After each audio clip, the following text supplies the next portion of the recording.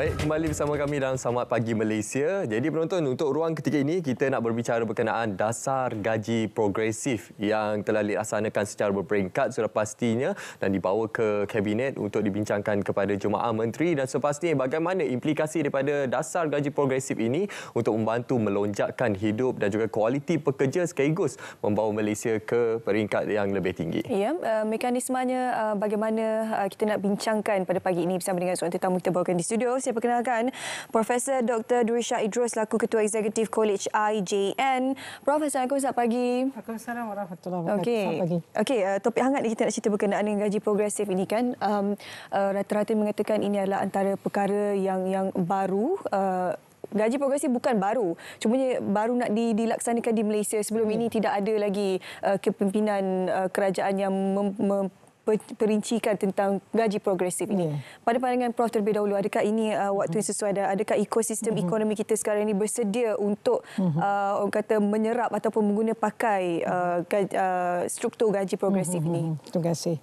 Pada pandangan saya, sebuah kerajaan sudah pasti mencari kaedah yang terbaik untuk menyelesaikan ataupun membantu majoriti rakyat untuk satu kualiti kehidupan yang sesuai dengan cabaran semasa, di mana mereka sekurang-kurangnya memenuhi keperluan asas hidup mereka. Sekiranya mereka mempunyai keluarga atau tanggungan, contohnya mereka juga mampu untuk mempunyai kehidupan yang selesa dan memenuhi keperluan asas kehidupan. Dan keperluan asas kehidupan pada hari ini adalah amat berbeza dengan sebelum ini. Sebagai contoh, pandemik COVID-19 juga telah menunjukkan bahawa cabaran itu semakin meningkat.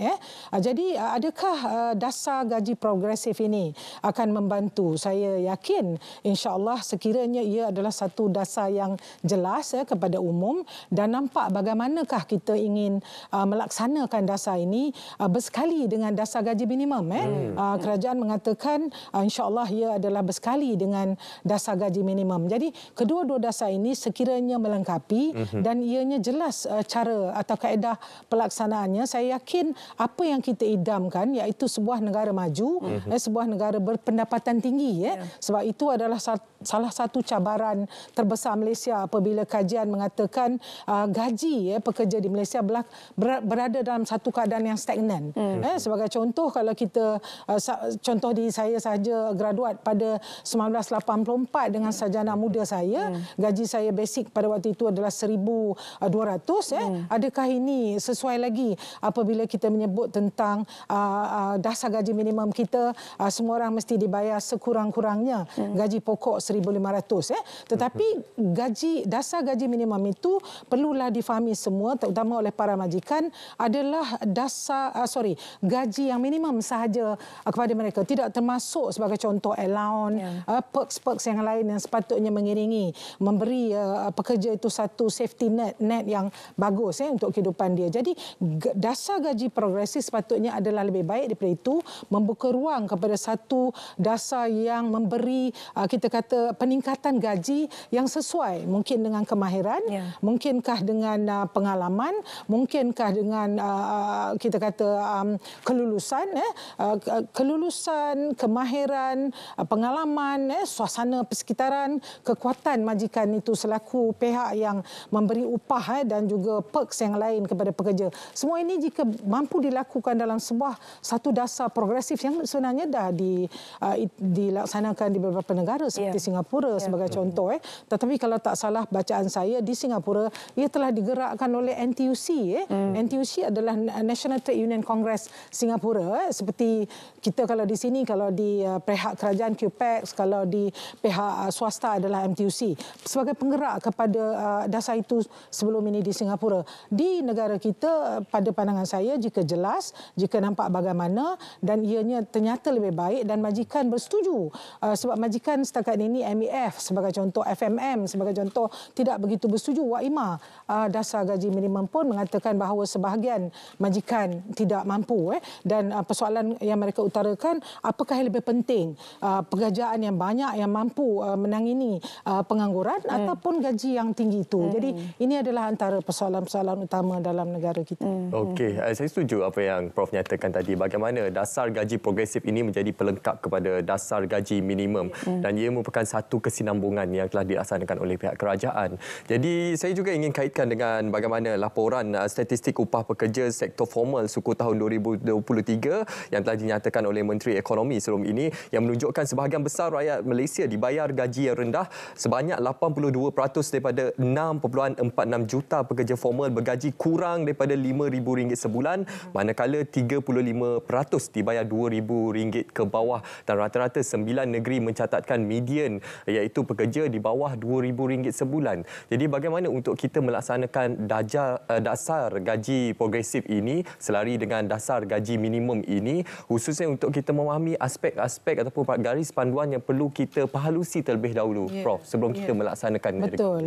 Banyak perkara sebenarnya. Saya tidak terlibat secara langsung.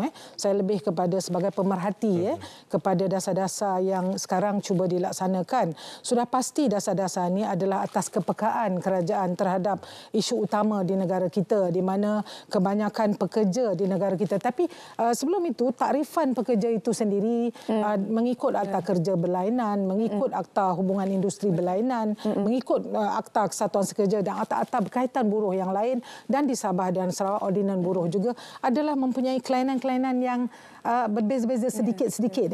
Namun demikian, perlu kepada satu, saya berpandangan, perlu kepada satu takrifan yang lebih jelas kepada definisi pekerja itu sendiri. Sebab bila kita kata kita pekerja, selalunya adalah mempunyai, kita kata, kontrak pekerjaan. Dan seringnya kontrak pekerjaan itu bertulis. Tetapi sebenarnya walaupun tidak bertulis, apabila seorang majikan mengatakan, saya mengambil anda sebagai pekerja saya akan bayar anda RM2,500. Itu sebenarnya terpakai mengikut undang-undang dah. Maka di situ siapakah yang lebih berkuasa?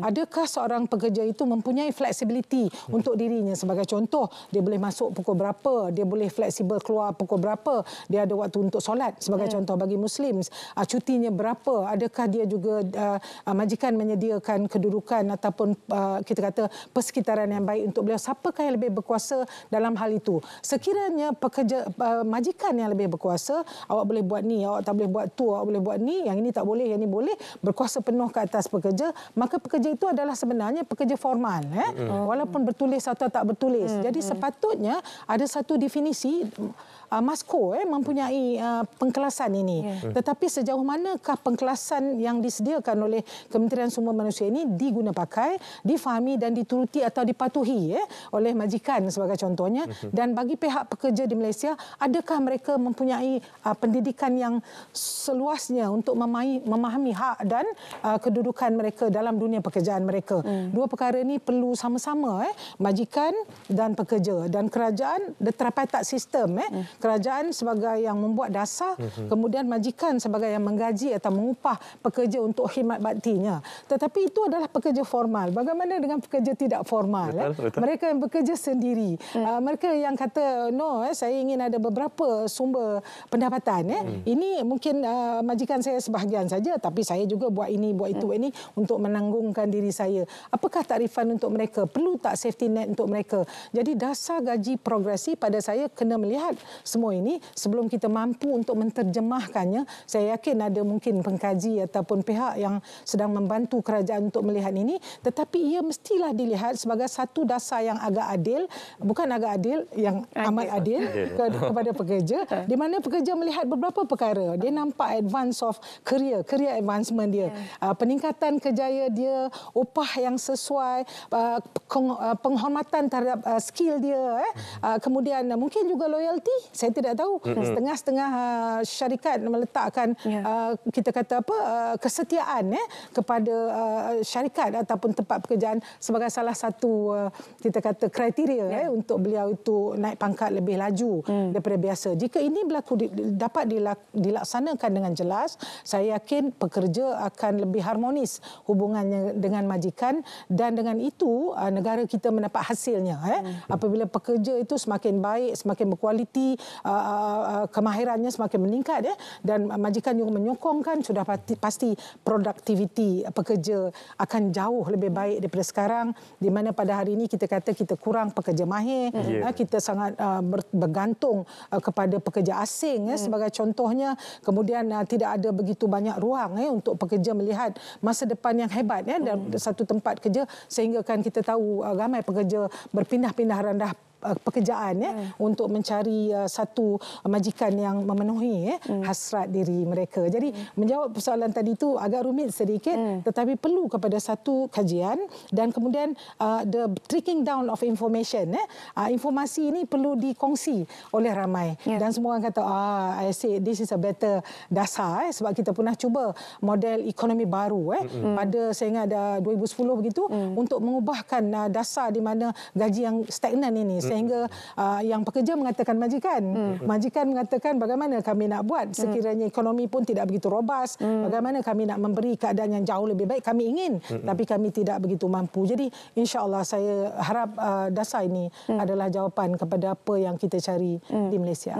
Pada pandangan Prof juga, bila kita bercakap berkenaan kaji progresif untuk negeri-negeri yang terlibat di Semenanjung dan juga Sabah Sarawak, keperluannya berbeza, taraf hidupnya juga berbeza. Jadi bagaimana pandangan Prof sendiri untuk kita ialah memastikan agar gaji progresif ini tertakluk ialah sama rata, adil bak kata Prof tadi kan, untuk semua mereka yang berada di negeri-negeri yang terlibat. Macam Selangor contohnya lebih pesat jika nak dibandingkan dengan barangkali negara di sebelah utara Perlis dan sebagainya. Jadi pada pandangan Prof ini apa mekanisme? Betul, kita melihat konsep adil yang begitu juga, kerana mungkin kos kehidupan di tempat yang berkenaan rendah, tetapi untuk meletakkannya sebagai satu dasar yang merangkumi sedemikian saja, sekiranya seseorang itu bekerja di luar bandar, tetapi seseorang itu adalah seorang profesional, seorang doktor sebagai contoh, atau seorang engineer sebagai contoh, pada saya mesti ada satu kategori gaji yang apabila kita kata beliau adalah seorang doktor pakar, seorang jurutera, seorang jurutera berdaftar, seorang guru yang mempunyai skill-skill yang tertentu, saya yakin ia perlu diperlihatkan dari sudut upah dan juga kita kata apa yang datang berserta dengan gaji pokok tadi. Pada saya ia satu keadilan. Walaupun mungkin di tengah bandar besar sebenarnya dulu kita ada kola, di mana ada allowance kerana berada di bandar-bandar besar kerana kosnya lebih tinggi. Itu mungkin juga satu kaedah yang baik. Maknanya gaji tadi itu apabila kita lihat dari sudut pengkelasan pekerjaan, jelas di Malaysia dia tidak terlalu berbeza-beza. Maknanya walaupun syarikat ini dia tahu kalau engineer begini, kalau diploma begini, degree begini, kalau lebih tinggi lagi begini, sepatutnya ada satu benda yang boleh dipegang oleh para pekerja. Sebagai contoh graduan, yang bergraduat, tidak bolehlah seorang sarjana muda kejuruteraan kemudiannya sama dengan gaji diploma. Sebagai contoh, apabila beliau menghabiskan 4 atau 5 tahun, sementara diploma 3 atau 2 tahun setengah sebagai contoh, tetapi kemudiannya majikan mengikut masing-masing punya dia kata keupayaan untuk membayar. Jadi di manakah keadilan? Tapi sekiranya jurutera ini bekerja di tengah lautan sebagai contoh, dengan penuh kita risiko yang sangat tinggi, kemudian ataupun di tengah bandar besar yang kita tahu untuk menyewa sebuah bilik, jika dia bujang pun mungkin 1,000 atau 1,500, sudah pastilah gaji beliau itu tidak akan, kalau gajinya kurang daripada 3,000, saya mengatakan degree mesti sekurang-kurangnya 3,000, 3,500. Kalau syarikat itu melaporkan apa ini kita kata keuntungannya berbilion, sepatutnya dia boleh bayar for fresh graduate 5,000, 5,500 melihat kepada kemahiran dan kelulusan beliau, untuk memberi perasaan bahawa kita di Malaysia sudah pun sampai ke satu peringkat di mana kita sangat menghargai pekerja-pekerja kita. Ini tidak pula menidakkan mereka yang kurang mahir atau tidak berkemahiran. Di manakah kita memastikan kehidupan mereka tetap juga mempunyai keupayaan diri mereka untuk menanggung diri dan keluarga. Jadi begitu sekali saya rasa yang perlu dilihat secara bird's eye view atau helicopter view oleh pembuat dasar. Okey. Okey, tadi Prof menyentuh berkenaan ketersediaan majikan ini. Yalah, kita bila menyentuh majikan ini bukan sahaja kita bercakap berkenaan majikan yang berstatus mega, malah juga kita perlu lihat kepada PMKS yang merupakan tulang belakang kepada ekonomi negara kita lebih betul. 60%. Namun ketersediaan PMKS kita ni untuk menawarkan ataupun mengikuti plan seperti dasar yang telah diperkenalkan oleh pihak kerajaan, bagaimana cabaran secara ringkas tu? Ringkas tu. Ringkas saja. Saya yakin apabila majikan tu berupaya untuk menggaji lebih daripada 5 orang pekerja ataupun kita kata sebab dulu takrifan pekerja tu 2,500 2,000 ke bawah pekerja tu kita kata orang tidak mahir dan sebagainya. Tetapi pada hari ini walaupun PMKS mereka juga menggaji para profesional sudah pasti sekurang-kurangnya at minimal level mereka perlu membayar mengikut takrifan kita tadi yang progresif itu yang bersesuaian dengan kelulusan dan kemahiran mereka. Mesti begitu. Jika tidak, apakah maknanya pendidikan tinggi di negara kita sekiranya kita tidak memberi harganya seperti mana sepatutnya. Ya. Okey, baik. Terima kasih Prof bersama kita hari ini secara ringkas dan juga padat kita kongsikan berkenaan gaji progresif ini. Kalau nak dipanjangkan mungkin malam lain dari dibicara naratif sebagainya, kita bagi sedikit saja rangkuman yang kita boleh bincangkan untuk pagi ini. Sekali lagi terima kasih kepada Profesor Dr. Duri Shahidrul selaku Ketua Eksekutif College IJN untuk topik kita berkenaan dasar gaji progresif.